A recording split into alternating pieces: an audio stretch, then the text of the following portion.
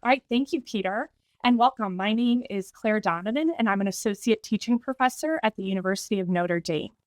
Now we have a panel of professors from various universities throughout the United States and Europe here to talk about incorporating sustainability and ESG into the accounting curriculum.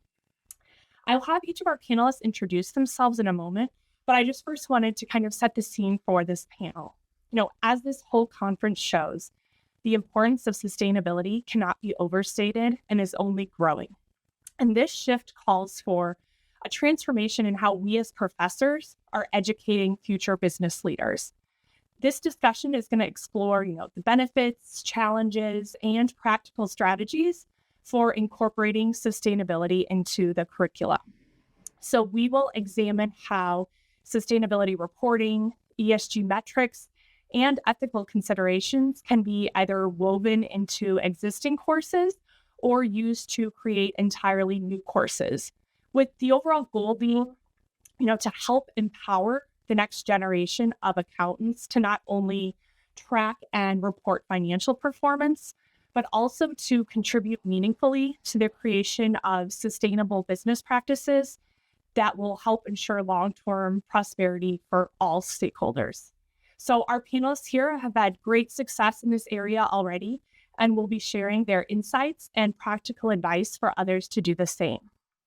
So unfortunately, one of our panelists, Barbara Porco, had a last-minute conflict and is unable to join us today, but I will now have the panelists introduce themselves and please share how long you've been teaching sustainability and the classes that you currently teach or have taught in the past that incorporate that subject. Brendan, would you be able to start us off? Hello, everybody. I'm Professor of Accounting at the University of Amsterdam Business School and the Alliance Manchester Business School in the University of Manchester. I've been researching and teaching in the area of sustainability accounting and assurance for approximately 20 years.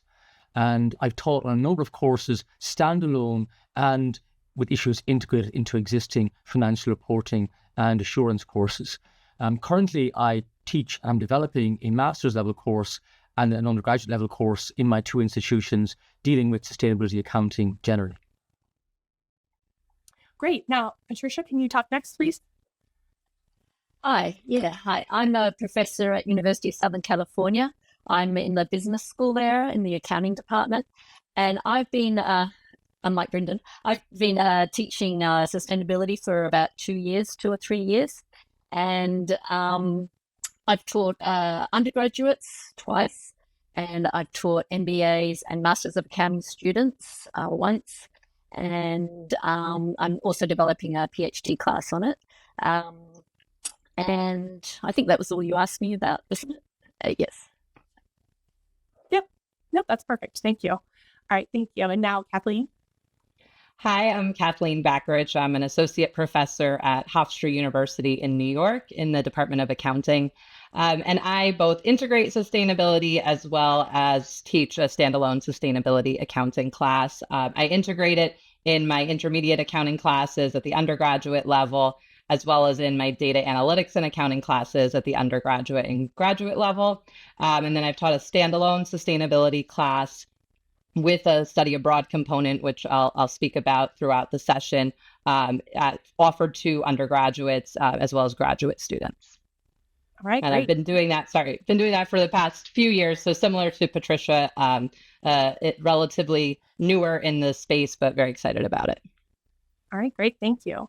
So to get started here, I thought it would be helpful first to talk about why you believe the accounting curriculum is the appropriate place for ESG and sustainability topics, and also kind of get out, what do we mean by integrating into our accounting curriculum? Do you think it's better to incorporate into existing courses, or should we instead aim to develop more standalone courses? Both. Patricia, do you mind starting us off? Yeah, thanks, Claire.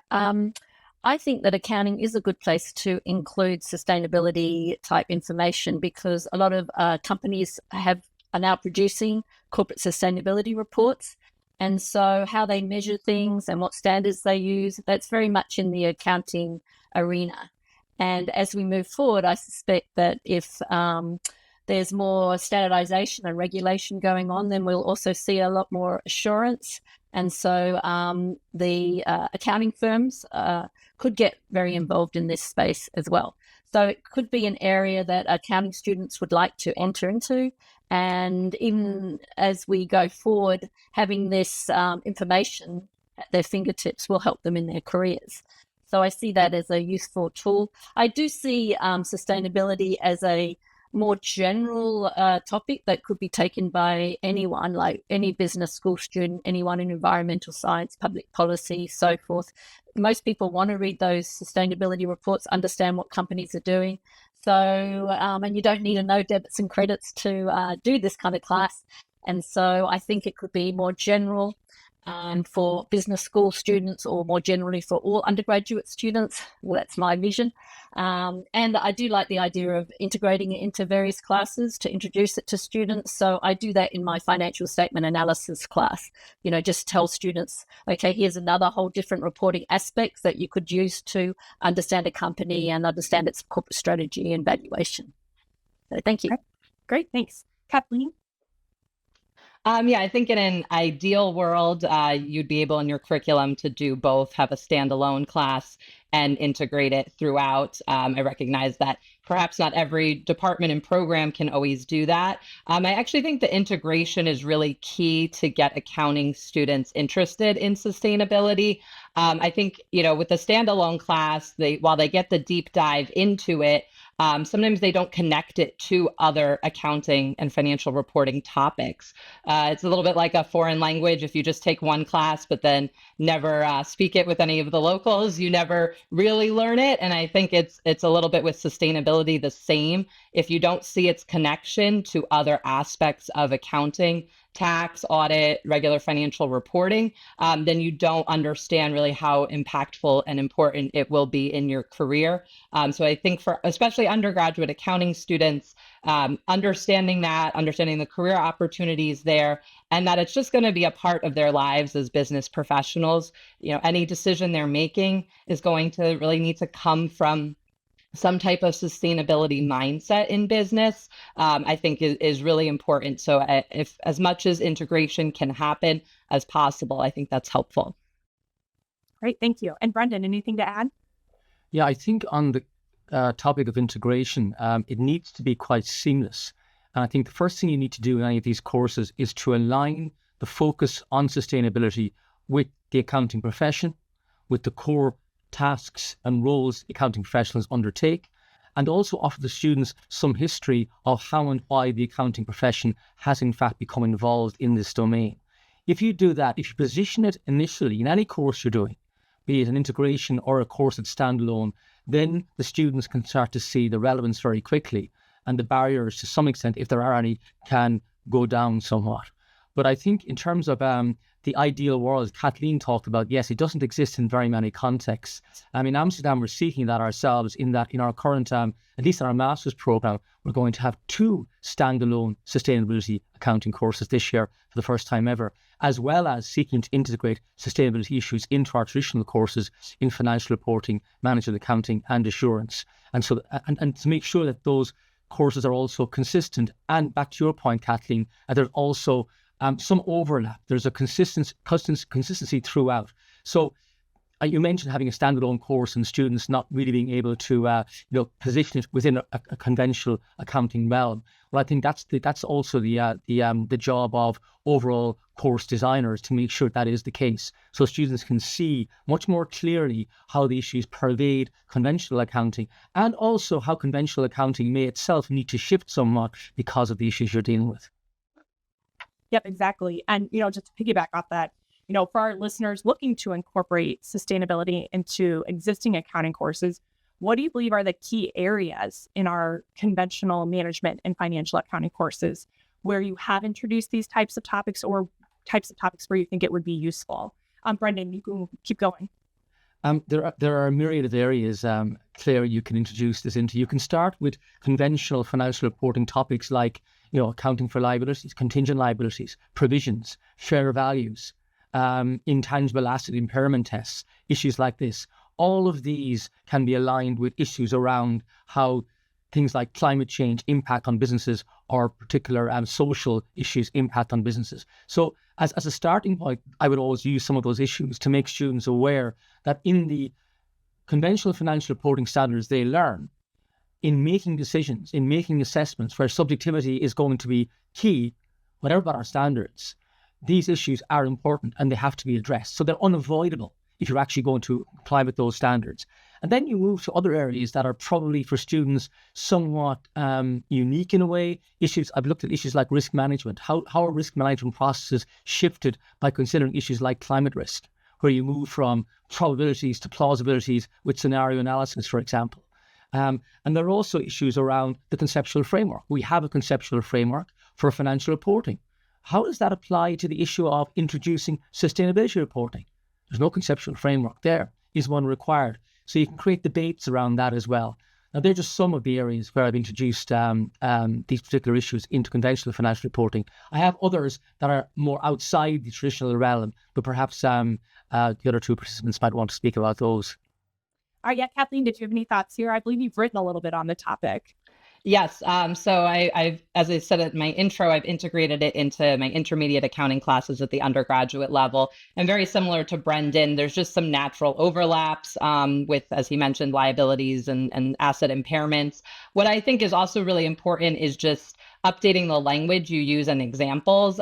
So when you're covering bonds, talk about a company issuing a green bond or a sustainability linked bond. You add maybe 2 sentences to your lecture or example about it, but it's enough to get a student exposed to it. And I think at the undergraduate level, what's really important is just at least getting that initial exposure so that when they read an article or talk to a professional on an interview or at a networking event, they have a little bit of that language skill of what's being talked about in sustainability as it relates to accounting. And I think doing that is an easier way for faculty to maybe start doing this if you're not as comfortable in the field, and is also for students an easy way to start to understand that. So I think those are some tips from intermediate. And then with my data analytics classes that I teach, it's kind of similar. We use data sets with numbers. Usually they have a currency in front of them. But if you use a data set that you need to clean and analyze with carbon metric tons, you're applying the same methods, right? You're still going through the same data analytical procedures. You're just using different types of quantitative data. So again, it's really just introducing students that they're learning the skills as accounting students that they can apply in a lot of different contexts. All right, great. Thank you. And Patricia, do you have anything to add? Well, I guess I have a standalone course. And so I have quite a different perspective from Kathleen and Brendan, because I start with introducing the students to the 17 Sustainable Development Goals from the United Nations, because I feel like a lot of students might not have a very good background in sustainability. And then after that, we look at the different frameworks that are used for sustainability reporting, such as GRI, SASB, ESRS, the ISSB, TCFD, so the students get to know all those alphabets, alphabetic words, whatever. And also we do teach them about the different conceptual frameworks. So some of the frameworks are more on impact materiality and some are on financial materiality. So what Kathleen and Brendan have been talking about is, financial materiality when it affects the financial statements. But when you look at a sustainability report, often the focus is on impact materiality. How does this affect the various stakeholders that could be affected, like society or humans, so forth. And so it's kind of, we start from there, learning about all the different frameworks, and then do a deep dive into each of the issues. And so we look at climate change and greenhouse gas emissions. What's the greenhouse gas protocol? How do you report under that? And so they get a good idea of just the different reporting for the different issues. So it's kind of quite different from just focusing on how it impacts the financial statements. So I'd say that's why when I talked about it, I said, this course could be taken by any student, because you don't need to understand debits and credits and financial statements to learn all this stuff. May I just add to Patricia for a moment, Claire, if that's okay? Yes, of course. There's a really good point Patricia made about what she calls impact materiality. because in the European context that I work in, we are now going to have regulation in place, which is requiring companies to report against what's called double materiality, which is this combination of financial and particular impact materiality Patricia is alluding to. So in our standalone courses, that's going to be a central feature, particularly the decision-making process around what you report and how you go about finding out what you report as well, that more stakeholder as opposed to shareholder-oriented approach. All right, no, that sounds great. And then that kind of gets at the next question I was going to ask, which was kind of what were some of the key sustainability concepts and principles that you think professors should focus on? Kathleen, did you have anything else you wanted to add to that? And Brendan, you can feel free to jump in again as well, and Patricia. I'll echo what Patricia and Brendan just said. I think starting, if you're doing it at the undergraduate level and maybe just integrating it, starting with the double materiality concept does help students understand why is this being talked about in an accounting class. So if you start with the financial materiality and then shift a little bit towards the impact materiality, they get it a little bit more. I do find also starting with the E of the ES and G has been a little bit easier as well for undergraduate students to grasp, because it is a little bit more tangible sometimes, or quantitative based sometimes. And so that's where a lot of the regulation, like the SEC proposal, has more concrete items for them to understand. So for me, that's been the initial focus to kind of ease it into the curriculum in that way. I think that sounds great. And then Brendan, do you have any other key topics that you make sure to include in your sustainability-based courses?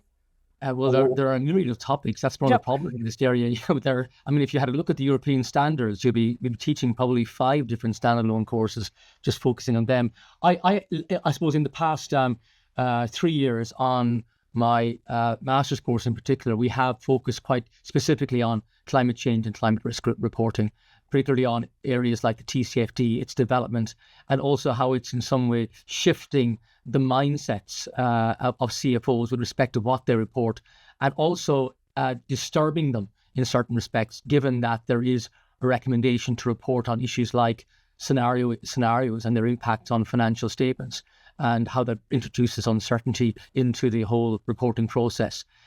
Next year, I will introduce more on issues around human relations, and particularly human rights, because that's becoming a regulatory issue as well in Europe with a recent regulation which was brought in, albeit in diluted form, in the past few months. So we'll move on to look at that. A further area I haven't looked at specifically, but a lot of people delivering courses are looking at, is the area of accounting for biodiversity. And that's one area that the International Sustainability Standards Board are going to look at in more detail as they progress their agenda going forward. I haven't looked at that in detail yet. I will do so in the future. All right, great, thank you. And so one challenging area that I see in developing courses is, the very dynamic environment around sustainability reporting and ESG. It seems like every month there's a new regulatory change or a new standard being issued. Do you have any advice for other professors for preparing a course structure given the ever-evolving nature of sustainability reporting? Kathleen, let's start with you. So when I taught a standalone sustainability class, I sort of tried to have the syllabus with a rough outline of the themes that I'll be covering and have some readings picked out ahead of time. I tend not to use a textbook, and we'll just do articles from financial press or accounting firms, financial firms, but then leave enough room and usually add an asterisk in the syllabus that, subject to change. I was teaching one semester, as an example, when Russia invaded Ukraine, and there was then just tons of articles about the ESG elements of businesses pulling out of Russia from a physical stranded asset perspective, the obligation to employees, then, articles about divestment from arms manufacturers or investment in arms, just so many possibilities that I said, okay, we have to cover this, forget what's in the syllabus for today. These are some articles that I want you to read about it that just came out, and let's just talk about this. And so I think that, you need to do that and be comfortable with pivoting as a faculty member and comfortable with the quick change. And what I like about that for students is it also teaches them a skill of you can't plan for everything in business, and you're going to have a breaking event or world story or something that happens that you need to understand how to react to it. You gather information, you read articles, you form an opinion. And so I think that is in a way challenging as a faculty member, but also really rewarding for you and the students to have some of that flexibility built in to develop those skills. So I would say have your structure, but be flexible. Know that you might have to change it. Definitely keeps you on your toes. Patricia, anything to add? Yeah, well, Richard Sloan and I have written a book, which is just going to come out soon, on sustainability reporting. And so I suppose the framework that we use is, we start, as I said, with the 17 SDGs and just understanding what sustainability means. Then we talk about the different sustainability reporting frameworks that are out there. And so the student gets a good overview of the different frameworks, and they are consolidating a bit now. I'd say it's not as crazy as it was before. And then as Kathleen and Brendan talked about, then we'll talk about the various environmental issues and the reporting, and then move on to social issues, the various social issues and wealth inequality and forced labor and all these other issues that come up, and talk about the reporting on that. And then we talk about governance and the reporting on that, and then public policy. and then we do talk about regulation as well. So we look at the US, the European Union, China, and India, and just talk about where the state of their reporting is, and then do a little overview of the G20, just, what's happening in Singapore and other countries around the world. And then, as Kathleen mentioned, if some unusual crisis happens, or there's some environmental issue or something in the press, then usually I'll talk about that at the beginning of class, and we'll have a little discussion about it. So it kind of fits in if there's, a sustainability issue that's going about. But I found so far that I could follow it pretty systematically. And there was a whole lot of the SEC rules were coming out last time. So we had a guest speaker come in and talk about that, which I can discuss later. All right, great. So for professors that don't yet have any background in this area or are just getting started, what do you think are some good sources for them to use to kind of get caught up in this topic? Or, what training or resources do you think they need to effectively teach sustainability in accounting? Brendan, we can get started with you. There are numerous sources out there, Claire. It's almost like a child in a sweet shop. You need to know where to go. One source people mightn't be aware of, though, is a centre, that's called the Centre of Social and Environmental Accounting Research in the University of St Andrews in Scotland in the United Kingdom. And they've been in existence since 1992, would you believe? And they have a trail of resources online on education in this area, from case studies to dealing with companies addressing various issues around sustainability from an accounting perspective. And they also publish very accessible papers on these sort of issues too.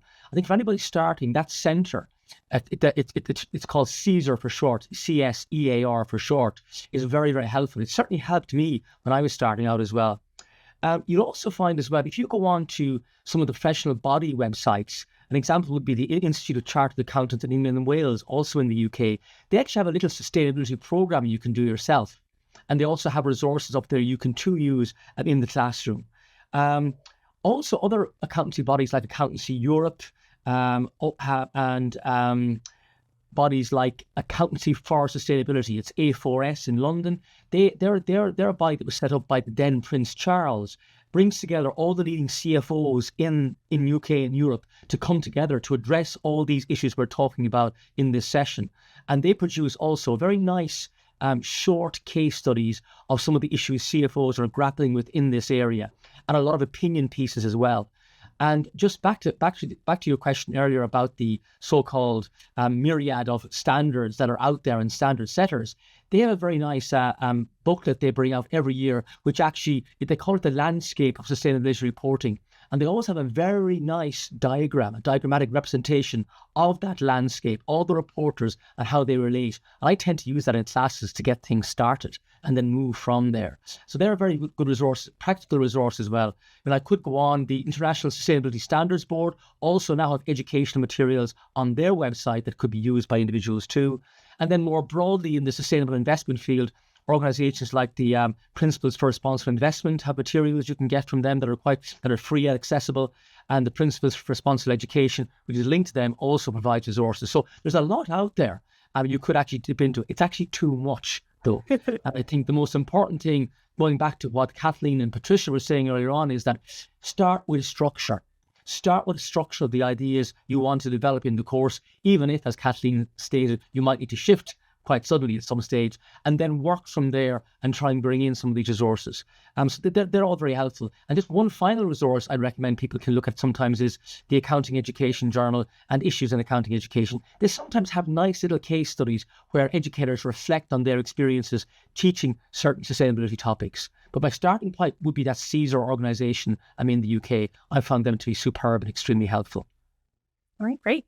Kathleen, did you have any other good resources for professors that are just getting started? I echo a lot of what Brendan said. I found personally the Fundamentals of Sustainability Accounting exam was a helpful way to kind of have a summary of material and test you on that material. Of course, it's a certification exam. You have to pay for it.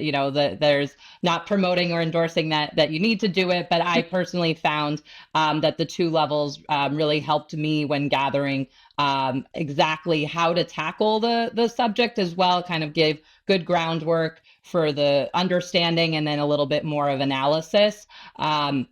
And then there's, kind of some resources more recently in teaching from some of the big 4 firms that are out there in their accounting curriculum websites, particularly EY and KPMG, have some sustainability related cases for various levels. So just at an intro level or getting more advanced into analysis. So those I find are also helpful. All right, great. And Patricia, anything else to add? I don't know if you want to talk about your textbook a little bit. Yeah, I'll be talking about that next in the fireside chat. But the amount of information is overwhelming. And so really this textbook is helping to give a framework and reduce that information overload that a lot of professors would otherwise have trying to start up a class on this subject. And so the book is going to be published by Cambridge Business Publishers. And so if anyone's listening, they can get access to that,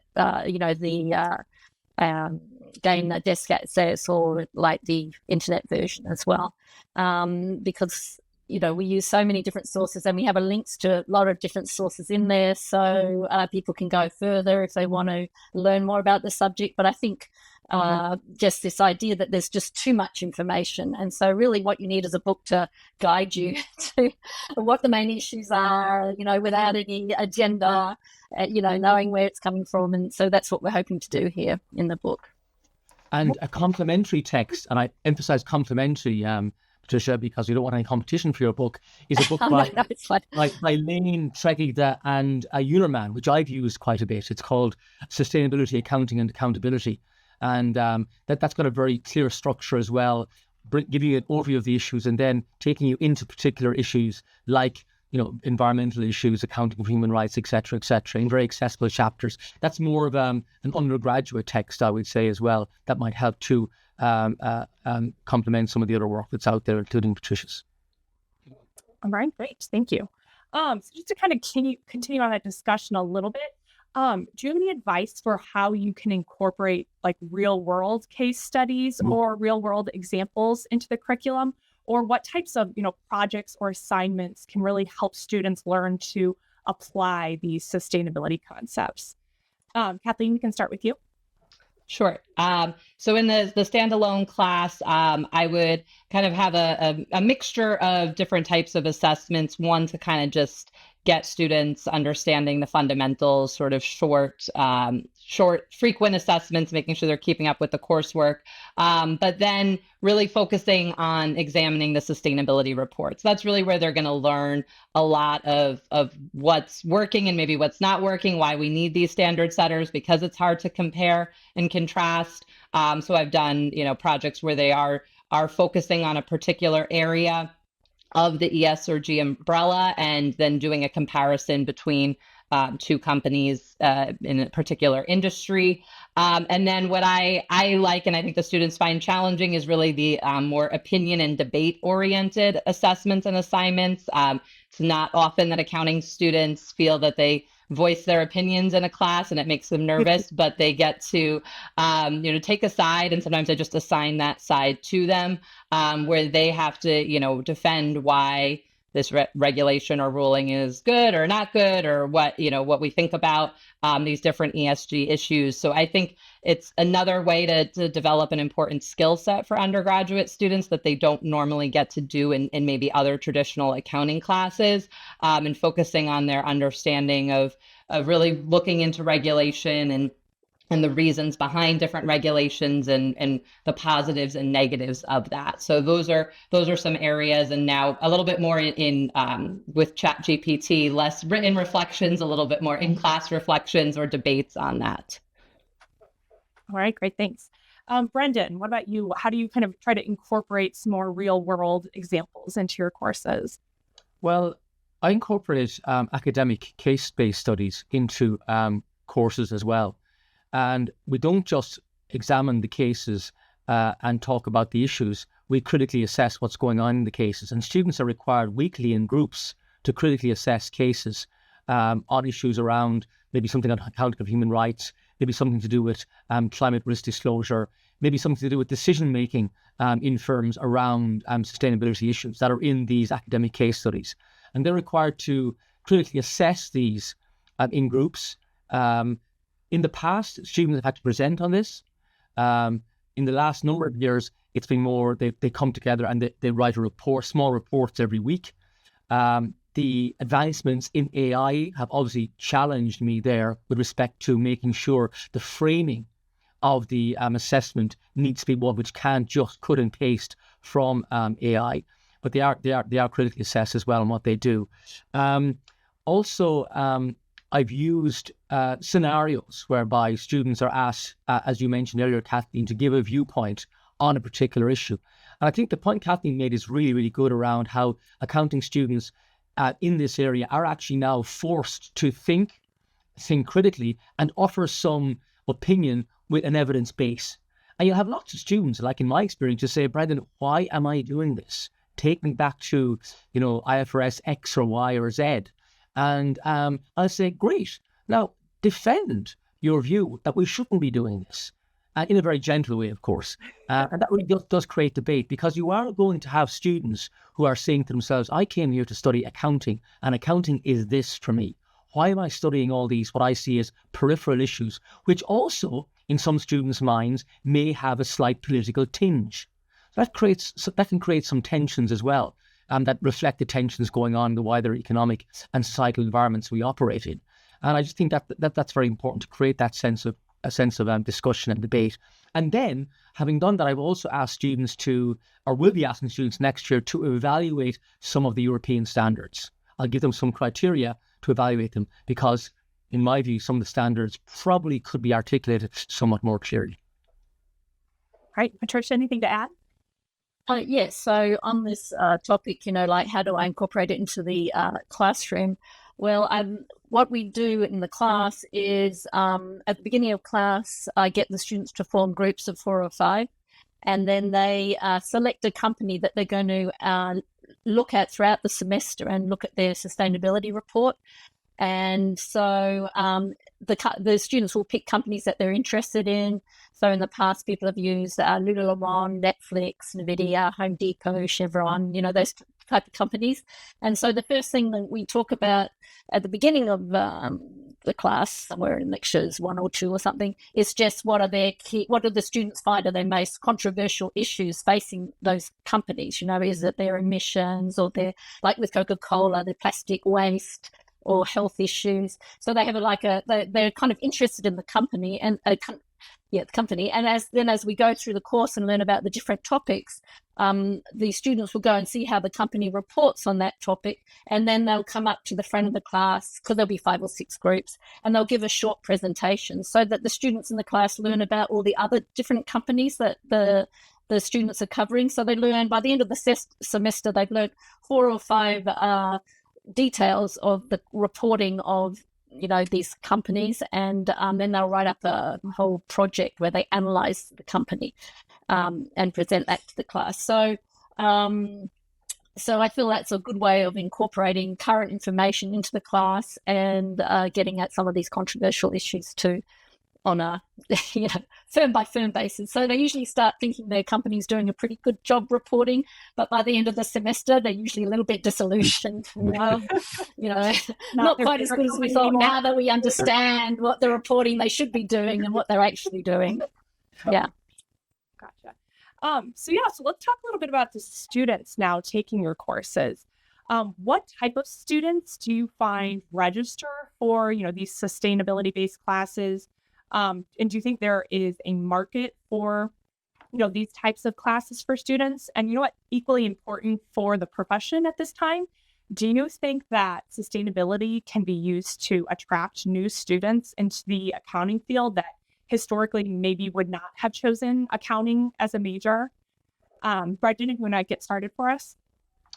Well, all the sustainability related courses in both Manchester and Amsterdam, where I'm based, are compulsory. So I don't have the issue of students self-selecting into courses, I'm afraid. So the first question is one I haven't got enough experience on to answer for you, because we into Amsterdam actually, even 12 years ago, had a compulsory sustainability accounting course on our master's degree. And the second question is one I can address in much more depth. Back in 2012, for example, yes, you would find a lot of students somewhat skeptical about the extent to which they should be studying these issues, quite understandably at that time.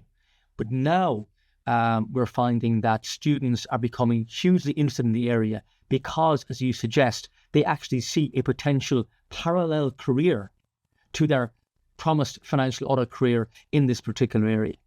I can give you some examples. For example, many of our master's students in Amsterdam do internships in Big Four firms and other firms. And during those internships, they will write a master's thesis, which can often be case-based on some issue of interest to the firms.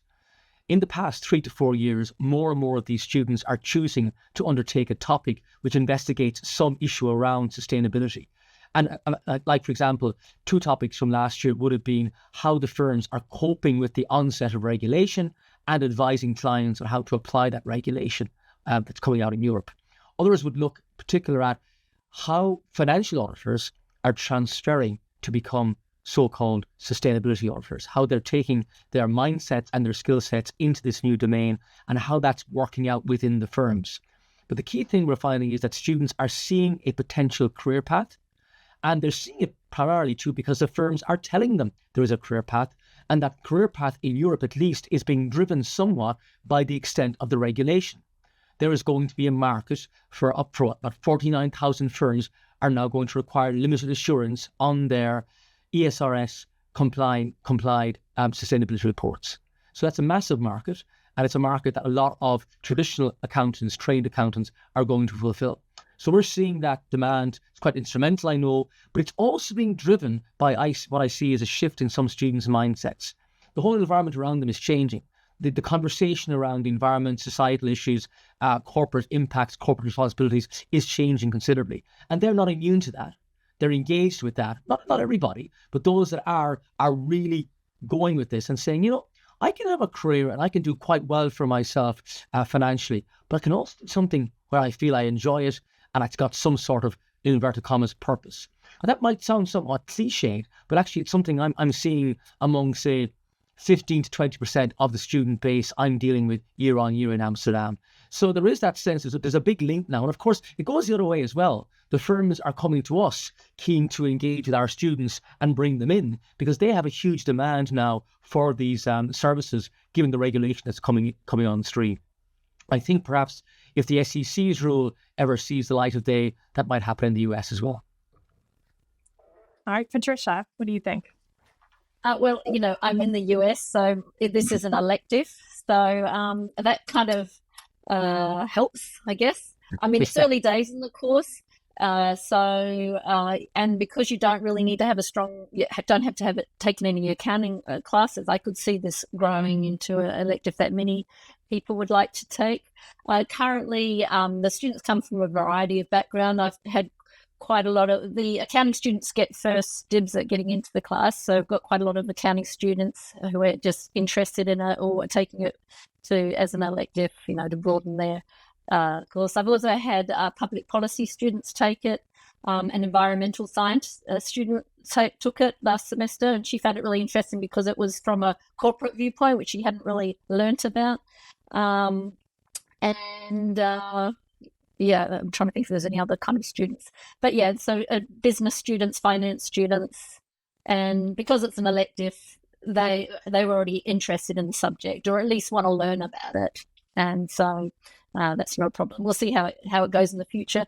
But as Brendan mentioned, I think that, we have to remember that the students are from the younger generation. And these issues are a lot more important to them. I mean, they're going to have to be living through some of these things. And so even when you learn, you learn that the skepticism about, say, climate change tends to be from the older generation. And so we're not, most people are kind of interested in it. And as Brendan says, it is meaningful to many students as well. Great, thank you. Kathleen? Yes. So as I mentioned in the introduction, when I had the standalone sustainability class, we incorporate it with a study abroad component and found that is obviously a good way to attract some students to the program as well. And so we went to London for a week and met with different organizations involved in sustainability, really leaders in sustainability, with a carbon offset, hopefully, for that what flight we did. But I think that is one way to do it. And what I also like about it for accounting students who, again, in a traditional accounting curriculum, don't always have the room to have time abroad or don't really see the connection to learning US GAAP and then studying abroad. I think it really helps show the global nature of accounting and the global nature of sustainability reporting. So that's one suggestion for different programs if you're looking to maybe do two things at once. We found that was really successful. And echoing what Brendan and Patricia said, there is an interest there from the students to learn about this topic. And I think it's really important at the university level to collaborate across different departments here. As Patricia said, she's working with public policy students, environmental students, so I think there might not be a sustainability accounting major coming out in the next, few years, but time to be creative at the university level and think about how we can combine different programs to get somebody a minor in something like sustainability and accounting or public policy, accounting and environment, something that really makes them stand out and really show the extent to which you're not going to solve a lot of these business problems with just focusing on one area of business in the future. And so I think that's an opportunity for programs to really think outside the box creatively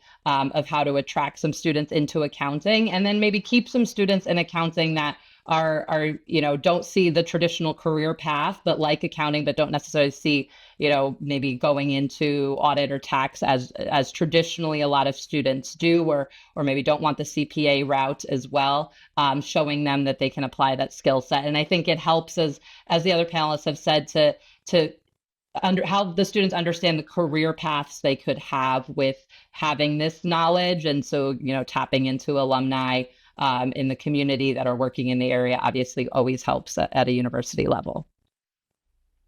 All right, great. Can I just add one thing to that?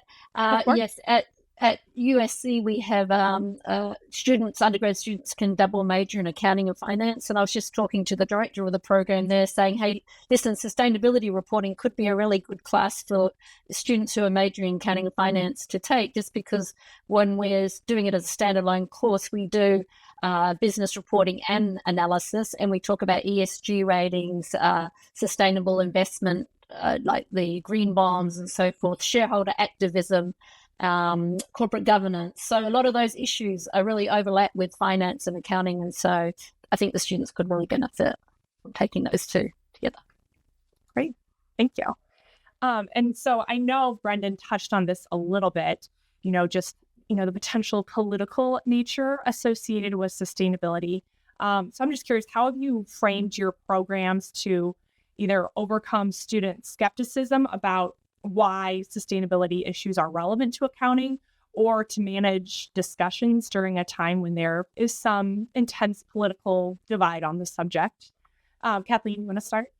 I know you mentioned doing discussions in class and debate. Yeah. So I think, as I kind of said earlier in the panel, I think when you're first starting to talk about this in a standalone or integrating it, it's framing it. It is helpful to frame it from a traditional financial reporting standpoint, like what is already in SEC regulation that needs to be disclosed to investors, that has, it's already out there. That, there was even just a letter from SEC commissioners, I think maybe about like 10 years ago at this point now, where they kind of indicated that, this type of information should be disclosed in the discussion and analysis if it's going to affect investors' decision making. And, there's conflict mineral disclosure has been around for a while. And so I try to really get students to understand that, yes, there's a lot more that the SEC or other regulators are doing nowadays, but there has always been sort of a recognition that this is an issue for companies. So that helps a little bit. And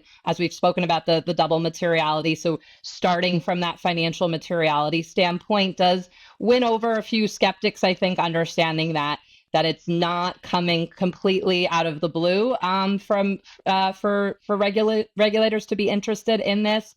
And then, in terms of, the debate and discourse, I think it's sometimes good to just assign students to a particular viewpoint and say, argue against this, not giving them a chance to choose necessarily, and having them go through and maybe make sure you rotate, so in 1 week or one discussion, they're sort of taking one, political or one sort of viewpoint of it. And in another week, they're having to do the other. If you have a small enough class, which a lot of the sustainability classes tend to be a bit more, that you can really do that.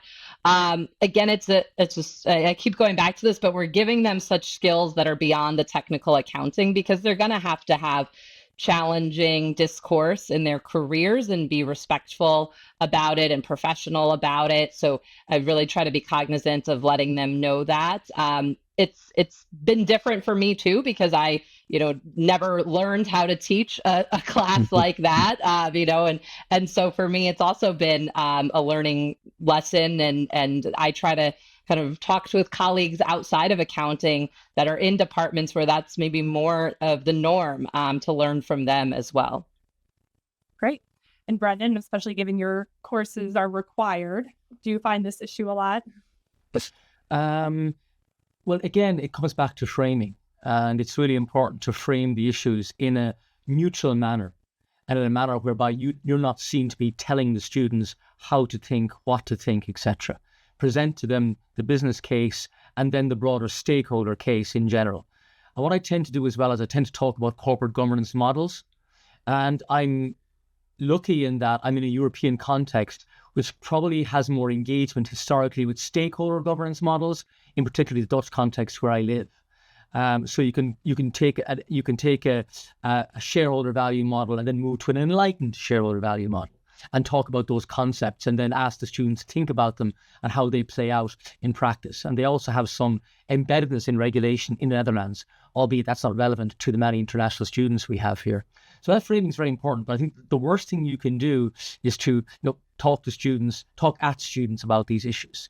You've got to bring them in, let them think for themselves, but make them gradually realize they actually wouldn't be doing themselves any harm knowing a lot about these issues, taking some views on them, but also being aware, what are their views, being aware of what's happening in the area of assurance, in the area of decision-making in organizations, and in the area of the various aspects of sustainability reporting.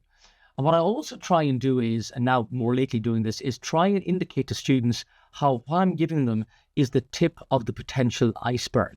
given what may be coming down the line in terms of the more difficult issues that organizations like the ISSB are going to have to deal with. For example, the ISSB have not embraced accounting for human rights, for example, in their new agenda. That's embedded in European regulation now, both in the CSRD, as we call it, and the CSDDD, another form of regulation. So that's an interesting dynamic as well. So in other words, the point being, I'm trying to let them know that, okay, whatever you feel about these issues, they're coming down the line, both on a voluntary basis and on a regulatory basis. You're not going to be able to avoid them. Yeah, take a view, but let's try and address them now while we can. And that's the most important thing. But I think, Kathleen, your approach is ideal, what you've suggested in terms of your overarching presentation of the issues and how you frame it, because that's the only way you can get this across to students. You cannot, it's interesting, we're lecturers, but in this issue, we have to be careful not to lecture too much. Okay, we need to give them the information and then let them think about it and come back with their viewpoints, while at the same time making it very clear that these are going to be requirements for the future. Great, thanks. And then Patricia, anything to add? Yeah, so I think, in the course we have discussion questions, and one of the first types of discussion questions we ask is looking at Milton Friedman's quote, the single objective of a company is to maximize profits. And just that whole free market view of the world, and how does that work in a how does sustainability reporting fit within that framework? And so the students get to see that, well, even if a company does want to maximize profits, they have to think about their stakeholders, which include their customers and employees and the government regulation and so forth. And so they get to see that, hey, you might have to be involved in these issues, even if you only care about maximizing profits, because if your customers care about it, then you're going to have to care about it. And then also we talk about the different regulatory environments. So the SEC, its mandate is to protect investors. And so you can see that there's this conflict, and, we explain it to them that it's hard for them to justify a stakeholder perspective if they're only supposed to be focusing on investors, and how that's really a problem with the structure, of how their mandate was set up. Whereas in the European Union, it's, very different structure and different perspectives. So you don't face that kind of conflict. So in the US, we sort of see California moving ahead with a stakeholder perspective, saying, look, we care about greenhouse gas emissions because of Californian residents and wildfires and all these things. And so you don't really have to have an opinion, but you can see how things manifest and explain it. And it just helps them better understand the world, which I think is what we're trying to do, because we don't really, I don't mind what opinions people have, it's not my place to judge people, but, let's learn about the issues so that you can be more informed, like Kathleen and Brendan also mentioned. Great, thank you. And so I know you guys have touched on assessing students a little bit, but just to talk a little more holistically about it, ultimately we will need to give grades to our students for these classes. So how do you go about assessing your students and giving grades in your courses, especially those that are more kind of the standalone courses on ESG and sustainability? Patty, if you want to, Patricia, if you want to go ahead. Oh, yeah, sure. How do you Patricia? Sorry for me. So in the course, we have quite a few different ways of assessing performance. So we have discussion questions. So the students, they'll be, most of our classes either have a discussion question or case-related questions. So the discussion questions, they hand in 4 or 5 of them throughout the semester, bunches of questions. And then, they're graded. And then we also have class participation. So as I mentioned, the students do come up to the front and talk about their company and also answer questions. So that's another aspect of grading.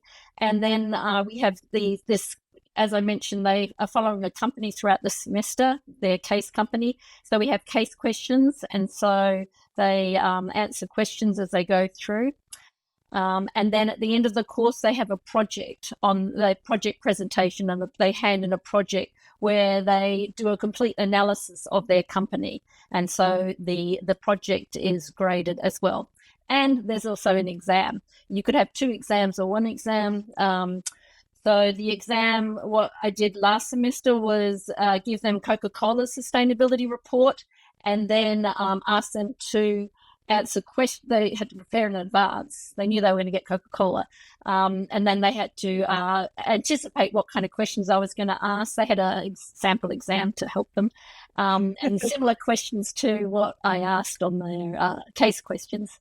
And then they'd come to the test and answer those questions. And it was fully, electronic in the sense that they had their laptops open and they could, search the sustainability report for the information and so forth. So very much real world applicable stuff. That's how I think about grading it. Great, thank you. Kathleen? It's fairly similar to Patricia in terms of some smaller assignments. So usually I taught the class online, so it would be weekly check-ins to make sure that they're following the material.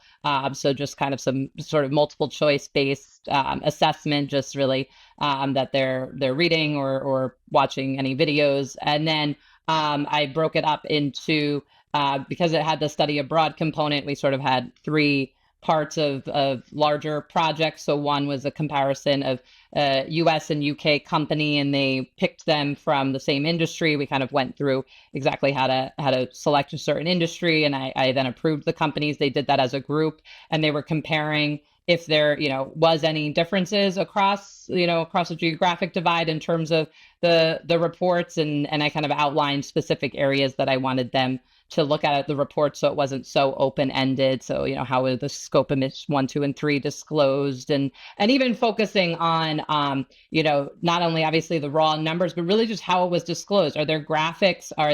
Is it written in a paragraph? Does it seem like they're being very clear and transparent in their disclosure? So they kind of had some of that to go through.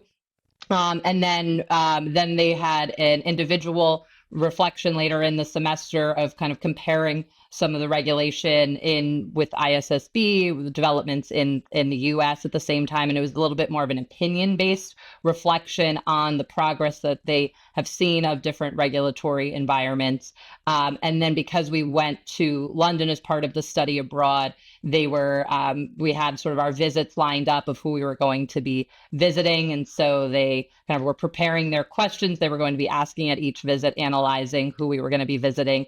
And then after the trip, we did it for a week at the end of the semester. Then they were coming back to write again about the visits and kind of comparing and contrasting the information that they received and how it changed, perhaps hearing it from not me and hearing it from some other people, their reflections and opinions on sustainability. So that was from a standalone course. I'll just add, when integrating it into, for instance, like an intermediate accounting class at the undergraduate level, I sometimes even just have it be a small thing like extra credit if they present an article from Financial Press, Financial Times, Wall Street Journal related to ESG and a topic we're talking about in class. And so I find that that's a good way for them to connect the topics. And there's usually so many different types of articles that it's not hard for them to find that. All right, great. Thanks, Kathleen. All right, Brendan? In the standalone course, what we tend to do is every week groups have to complete an assignment based on an academic case study on an issue like climate risk, accounting for human rights, etc. And then they will have to critically assess the case study, outline the decision-making process undertaken in the case, etc. And so groups do that every single week of a 6-week block course. And then we have the course runs 2 hours lecture, 2 hours tutorial. 2 hours lecture is very practically oriented about issues of the day, what's happening, how it's happening, examining reports, examining issues. And the tutorial then examines the academic case studies interactively based on the students' group assignments which they bring in. So I actually read their assignments before tutorials, and I draw from them in the class to go through the case studies with them and engage them in a conversation as much as possible. And then in the integrated course that we have a major research assignment for students whereby they have to go and examine a particular issue in the area of sustainability reporting. Last year, for example, they had to go out and compare the International Financial Reporting Standard Assessing process with the recent developments in the sustainability reporting world. Quite a complex essay, critically assess that and come up with some advice for the new sustainability reporting standard setters. That was their essay assignment, and then they had an exam which was essay based as well, with some scenarios in there which they had to evaluate. All right. I know we're running out of time, so I'll stop there. a lot of great ideas, though. Thank you for sharing those. And yes, as you said, we are starting to run out of time. So I just wanted to kind of ask you all kind of just one final question. Just if you have any final pieces of advice for other professors or academics as they try to begin to incorporate ESG and sustainability into their curriculum there. So Patricia, if you would like to go first. Well, one thing that I think can be very helpful is that you can have, there's a lot of guest speakers that you can call on to. So, we had the executive from Salesforce talk about their reporting. We had, as I said, a partner who in the sustainability reporting area at a accounting firm come and talk, and she'd also been working at the SEC. And you can also get people in the investment management area who can talk about ESG investing. And so there's many different types of people that you can invite. And so I'd advise them to consider also incorporating those kind of guest speakers into their curriculum. All right, great. Thank you. Kathleen, any final pieces of advice? I would say start small. You're probably already teaching a topic related to ESG and you just didn't frame it in that way or think about it that way. If you're teaching tax and you're talking about tax credits, you talk about environmental and green tax credits. So there's lots of small ways that you just need to change, as I said before, change some of the examples you're giving or some of the framework that you're presenting. So I would recommend just, doing that and take the topic that you teach the most and Google that plus ESG, and you'll probably find some great articles and resources about it. So I think it can get overwhelming if you really try to tackle everything at once. So that would be my piece of advice. Great. Thank you. Brendan? I'd reiterate Kathleen's advice. Keep it very simple. Decide on a straightforward structure. Populate that structure with topics that seem relevant, and then work out how these topics can be extracted from the popular press, first of all, and then from some of the textbooks that Patricia and I alluded to earlier on. You don't need to make it too complex for yourselves, and then you can build material from there. In Amsterdam, we're very keen on also making sure the students get a rigorous academic education, which makes it a bit more challenging at master's level. But if you keep it like that, that's fine. And also reach out to people who have conducted these courses before. You'll be very surprised how helpful people can be. And some of the resources I mentioned earlier on, like Caesar, etc., they have lots of course outlines even on their websites and examples you can use to help you inspire yourself while you're trying to develop a course. All right, great. Well, thank you all very much for your time. I really appreciate you taking the time to be with us today. All right, thank you.